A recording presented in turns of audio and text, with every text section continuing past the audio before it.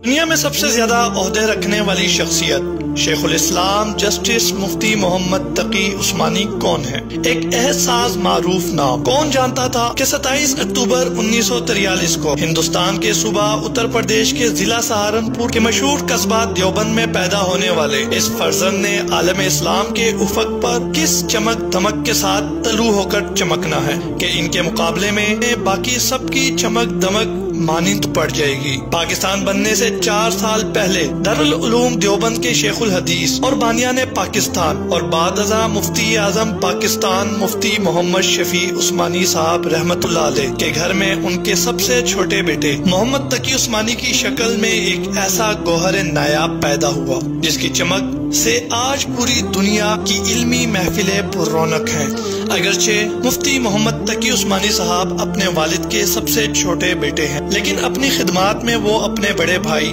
مفتی اعظم پاکستان مفتی محمد رفیع عثمانی صاحب سے بہت آگے ہیں۔ اور اگر حقیقت حال کو مد نظر رکھا جائے تو اس وقت اہل حق میں ان کی ٹکر کی کوئی دوسری علمی شخصیت پاکستان کیا پوری دنیا میں دیکھنے کو نہیں ملتی۔ 7 بر اعظم میں پہلی پوری امت مسلمہ میں یہ واحد ایک ایسی شخصیت ہے جن کی بات پر عرب و عجم اور دنیا جہاں میں پھیلی امت سر تسلیم خم کرتی ہے، اور ہر مشکل کی گھڑی میں امت کے طبقات کی پہلی اور آخری نظر انہی کی طرف جاتی ہے۔ افریقہ میں قادیانیوں کے غیر مسلم ہونے سے متعلق کیس چل رہا تھا اور عدالت میں دلائل دینے تھے، تو افریقہ کے مسلمانوں کی پوری دنیا میں اس مقصد کے لیے جس ہستی کی طرف نظر گئی وہ مفتی تقی عثمانی صاحب تھے، جو افریقیوں کی دعوت پر افریقہ گئے اور کورٹ میں اپنے دلائل سے قادیانیوں کو کافر قرار دلوانے میں کامیاب رہے۔ فجی سے لے کر مغرب کے آخری کنارے تک اور ناروے سے لے کر جنوب کے آخری کنارے تک پھیلی ہوئی پوری امت جس کو اپنا متفقہ مفتی اعظم مانتی ہے اور جس کے فتاویٰ کو حرف آخر کا درجہ دیتی ہے، وہ ہے مفتی محمد تقی عثمانی دامت برکاتہم عالیہ، جس سے اگر امت مسلمہ میں کوئی ناواقف ہے تو وہ صرف اور صرف پاکستانی قوم ہے، جو چراغ تلے اندھیرے والے محاورے کا عملی نمونہ بنی ہوئی ہے۔ اور پاکستان کی اکثر آبادی مفتی صاحب سے یا تو سیرے سے ہی واقف نہیں یا پھر صرف نام کی حد تک شناسا ہے۔ مفتی تقی عثمانی صاحب وہ ہستی ہے جسے سعودی عرب عرصہ دراز سے نیشنلٹی دے کر مستقل سعودی شہریت اور رہائش کا اصرار کر رہا ہے، مگر یہ درویش اپنی مٹی سے محبت کا قرض چکانے کے لیے حرمین کا پڑوس چھوڑے ہوئے ہے، جسے اپنے ملک کے حکام نے بھلے ملک کا سب سے بڑا ایوارڈ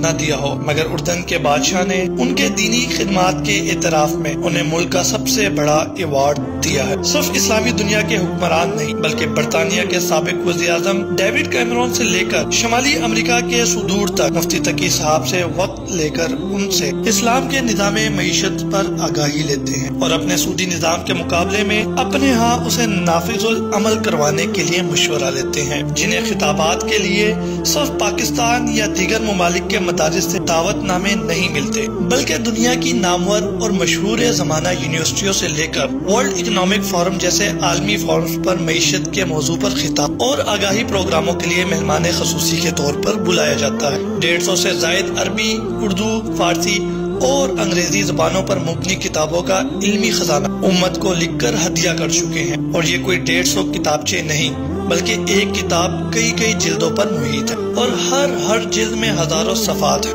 پاکستان کی اعلیٰ عدالت سپریم کورٹ کے شریعت ایپلیٹ بینچ کے کم و بیش 20 سال چیف جسٹس رہ چکے ہیں، جن میں ربا یعنی سود کے خلاف تاریخی فیصلہ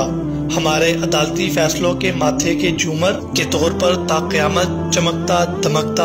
اور یادگار رہے گا۔ سود سے لتڑی ہوئی آلودہ بینکاری کے مقابلے میں دنیا کو سود سے پاک اسلامی اصولوں پر مبنی بینکاری کا مکمل نظام لکھ کر دے چکے ہیں۔ موجودہ اسلامی بینکاری کے نام سے مشہور بینک ان کے بتائے ہوئے نظام پر عمل کر رہے ہیں یا نہیں، اس میں مفتی صاحب کا کوئی دوش نہیں، انہوں نے مکمل نظام مرتب کر دیا ہے۔ اب اہل اقتدار کی ذمہ داری ہے کہ وہ اسلامی بینکوں کو مفتی تقی صاحب مروج کردہ اصولوں پر چلانے کے لیے قانون سازی کرے۔ اگر کہیں کوئی کمی کوتاہی ہے تو اس میں مفتی صاحب کا کوئی قصور نہیں، اور یہ واحد اسلامی مصنف ہیں جنہوں نے آسان ترجمہ قرآن کو زمین کی بجائے فضا میں لکھ کر عالم اسلام میں ایک نئے ریکارڈ کا اضافہ کیا۔ بامحاورہ اور شائستہ اردو سے مزین خوبصورت آسان ترجمہ قرآن سارے کا سارا اپنے عالمی اسفار کے دوران جہاز کی پرواز میں لکھا اور یوں ایک نیا ریکارڈ بھی قائم کر گئے۔ ان سے پہلے چند لوگوں نے انگریزی میں قرآن کا ترجمہ کیا تھا، مگر وہ لوگ چونکہ باقاعدہ مولوی اور عربی پر اتنی مہارت نہیں رکھتے تھے، بلکہ انہوں نے قرآن کے اردو تراجم کو انگریزی میں نقل کیا تھا۔ اس طرح مفتی تقی عثمانی صاحب وہ پہلے عالم دین ہے جنہیں بذات خود عربی پر مادری زبان جتنا عبور تھا اور انگریزی میں بھی مہارت تامہ حاصل تھی۔ یوں دونوں زبانوں پر مکمل عبور کی وجہ سے ان کا لکھا گیا انگریزی ترجمہ قرآن پاک آج یورپ کے مسلمانوں کی متاع عزیز بنا ہوا ہے، اور بلا شبہ اردو کی طرح انگریزی میں بھی ان کے جیسا ترجمہ قرآن دوسرا نہیں ملتا۔ زندگی کے ایک لمحے کو قیمتی بنانے والے اور اسے ذریعے آخرت بنانا کوئی مفتی تقی صاحب سے سیکھے کہ جہاز کی پرواز کے دوران کے وقت کو بھی ضائع ہونے سے بچایا اور اردو کا سب سے خوبصورت مستند بامحاورہ آسان ترجمہ قرآن لکھنے جیسے خوبصورت کام میں لگا کر ذخیرہ آخرت بنا لیا۔ سن 2009 میں پی آئی اے پاکستان انٹرنیشنل ایئر لائن پر پوری دنیا میں سب سے زیادہ ٹریولنگ کرنے والے مفتی تقی عثمانی صاحب تھے، جس پر پی آئی اے نے انہیں بطور اعزاز عمر بھر کے لیے پی آئی اے پر سفر کرنے کی صورت میں ان کو 1/3 یا آدھے کرائے میں سفر کرنے کی سہولت دے رکھی ہے۔ مفتی تقی صاحب اپنی مادری زبان اردو کے ساتھ ساتھ دیگر 4 زبانوں عربی، انگریزی، فارسی اور ہسپانوی یعنی اسپینش پر بھی مکمل عبور رکھتے ہیں۔ خاص کر عربی اور انگریزی میں بہت ہی زیادہ مہارت رکھتے ہیں، چنانچہ ان کے اردو سے زیادہ عربی اور انگریزی کے بیانات سے انٹرنیٹ بھرا پڑا ہے۔ اس کے علاوہ مفتی محمد تقی عثمانی صاحب پاکستان کے علاوہ دنیا بھر کے کن کن عہدوں پر فائز رہ چکے ہیں یا ابھی بھی موجود ہیں، ان کی تفصیل ملاحظہ فرمائیں۔ تادم تحریر جن عہدوں پر فائز ہیں وہ یہ ہیں: چیئرمین شریعہ board of state bank of Pakistan, نائب محتمیم اور شیخ الحدیث جامعہ دارالعلوم کراچی، چیئرمین انٹرنیشنل شریعہ standard council, accounting and auditing organisation of Islamic financial institution Bahrain, مستقل ممبر اور نائب صدر انٹرنیشنل فقہ الاسلامی academy Jeddah Saudi Arabia, organ of organisation of Islamic conference OIC، مستقل ممبر اور نائب صدر انٹرنیشنل فقہ الاسلامی academy Jeddah Saudi Arabia, sponsored by OIC، chairman centre of Islamic economics Pakistan, chairman شریعہ board central bank Bahrain, chairman شریعہ board Abu Dhabi اسلامی bank UAE، chairman شریعہ board Meezan bank limited Karachi Pakistan, chairman شریعہ board international Islamic rating agency Bahrain, chairman شریعہ board Pak Kuwait Takaful Karachi, chairman شریعہ board JS investment Islamic funds Karachi, chairman شریعہ board JS Islamic pension saving funds, chairman شریعہ board Arif Habib investment Pakistan international Islamic funds Karachi, chairman Arcapita investment fund Bahrain, member متحدہ شریعہ board Islamic development bank Jeddah Saudi Arabia, member شریعہ board guidance financial group USA۔ اس کے علاوہ مفتی محمد تقی عثمانی صاحب ماضی میں جن عہدوں پر فائز رہ چکے ہیں وہ یہ: جسٹس فیڈرل شریعت court of Pakistan, chief justice شریعت اپیلیٹ بینچ